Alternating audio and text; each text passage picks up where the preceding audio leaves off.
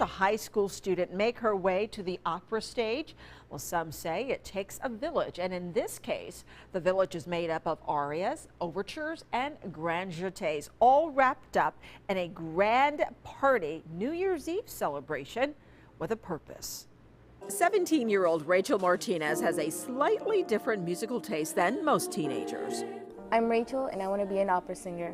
Rachel sings mezzo-soprano with the Colonial High School Chorus in Orlando and considers herself an opera artist in training. Well, once I started taking opera classes, I realized that opera was like something different than everyone put it as. And it inspired me, and I really loved it. I'm Doug, and I want to be a rock star. 16-year-old Doug Lowell doesn't plan to pursue a career in opera, but he is developing his voice for other musical pursuits. When I would try to sing like rock music, I would try to like grind my voice and make it sound raspy like a lot of the singers I hear on the radio.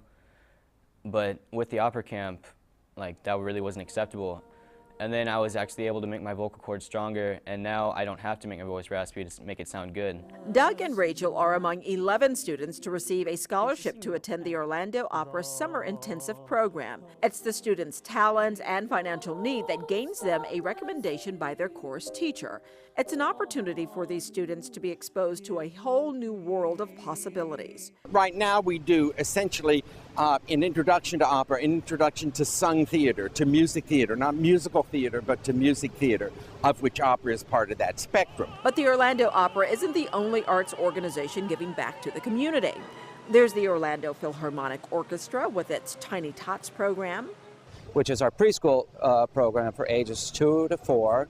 And we do these in underserved areas in our community. Through this program, we're able to just expand their eyes and nose. You know, they treat the Philharmonic musicians as if we were a rock star. And the Orlando Ballet Company's summer program puts young dancers on their feet.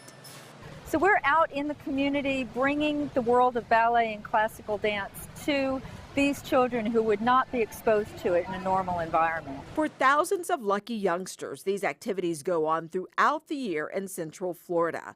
But it's what happens at the end of the year that makes the programs possible and takes center stage with many grown-up arts supporters. 5, 4, 3, 2, 1.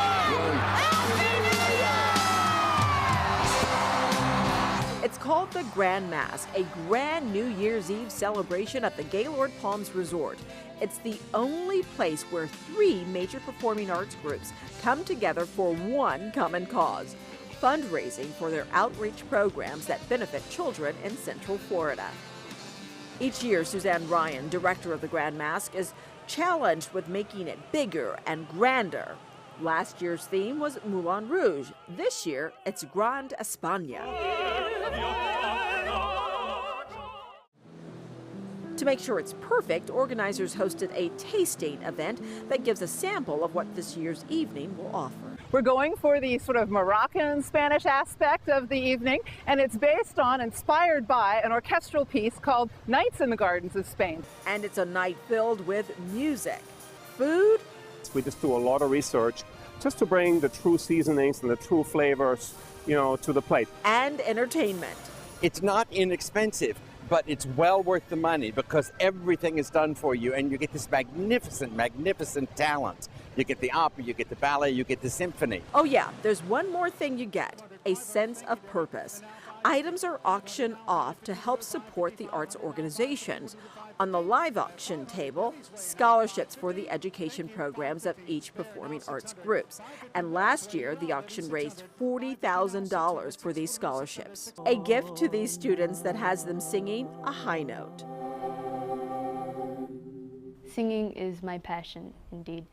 I couldn't see myself doing anything else. Without those scholarships, I don't think I would have even looked in that direction. And that's what dreams are made of. That's just a taste of the Arts Connection. You can catch more great stories like this at the Arts Connection website at WMFE.org/arts and see new episodes every Thursday night at 8 on WMFE-TV. Thanks for watching.